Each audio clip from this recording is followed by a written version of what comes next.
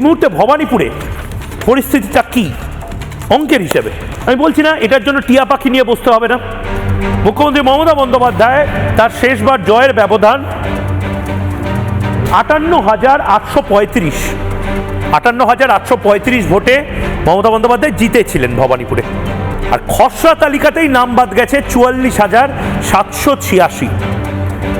আমি ধরে নিলাম এরপরে আর কোনো নাম বাদ যায়নি, যদিও এরপরে 14,000 আরও বেশি নাম বাদ গেছে এবং সংখ্যাটা এখন 60,000।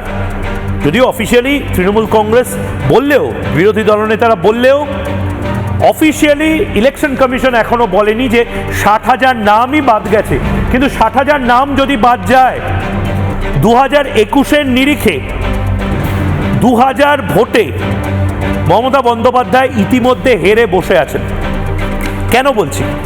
2021-এ মমতা বন্দ্যোপাধ্যায়ের বিরুদ্ধে প্রতিষ্ঠান বিরোধিতার যে হাওয়া, সেই হাওয়া থাকার পরেও মমতা বন্দ্যোপাধ্যায় এই 60,000 মতন ভোটে জিতেছিলেন। এবার 2026-এ যদি 60,000 মানুষ বাদ চলে যায়, 2024-এ যদি মমতা বন্দ্যোপাধ্যায়ের প্রাতিষ্ঠানিক যে ভোট, সেই ভোটটাও আমি ধরে নিলাম এক থাকে, তারপরেও তো 2000 ভোটে মমতা বন্দ্যোপাধ্যায় হারতে চলেছেন 2026-এ।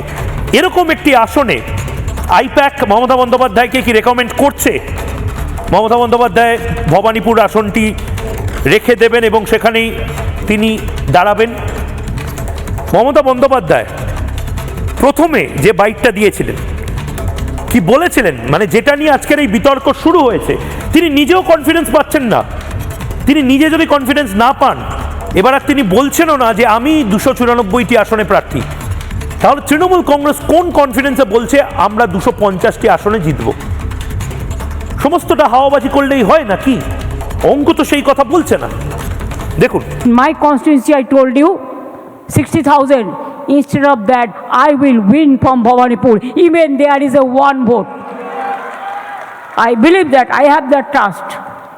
I believe God, I believe all the Ma, all natures, all religions, all Hindus, Muslims, Sikh, Isai, Bauddha, Jaina, Parsi. I respect all the community caste.